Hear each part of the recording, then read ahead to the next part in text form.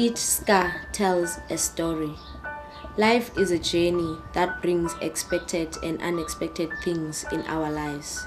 Today we live in the environment where people are carrying scars in their lives but silent about them. Imagine walking around with a heavy load of scars and their untold stories of our lives. Weekend after Easter weekend, I went to this writing workshop with We Trust. I was invited to go to attend. At first I was very skeptical about going on this weekend, but today if I can relive it and go again, I will do it with the greatest of pleasure, because that workshop actually opened up whole new ideas, a lot of ideas, things that women, especially women, keep to themselves, that they never talk about over the years.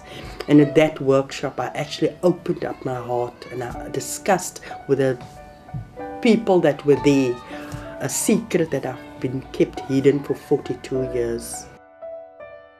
The workshop really opened it really opened some of my wounds, because I was also, I can say now I'm a survivor of domestic violence. We were actually taught to draw, somebody drew ourselves, and then we had to label the scars which we had.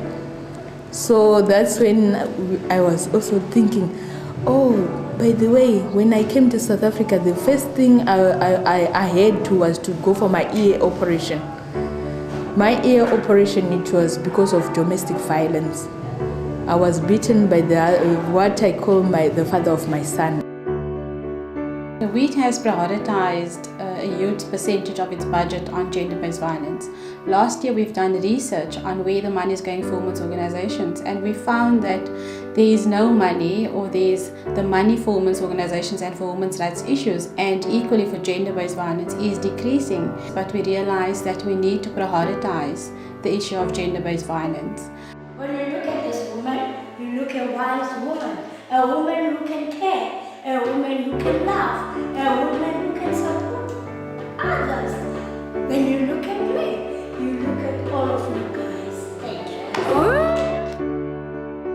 But I've learned a lot, because as women, we were talking our hearts, we were speaking our hearts, we were talking about our lives, we were writing about our lives. Some of us have noticed that we have never did that before.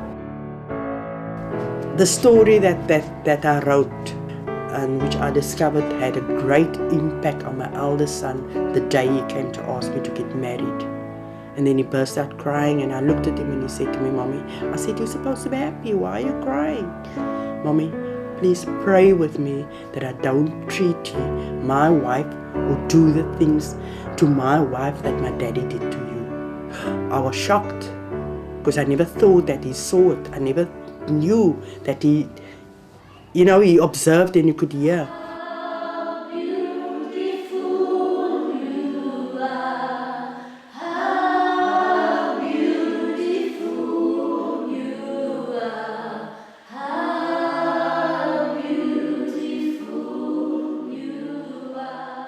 To break the culture of violence against women and children, it needs urgent intervention. When the justice system fails women, it's normally the woman on the grassroots level that has to pick up the pieces, and it's only through collective efforts that women are able to find their power.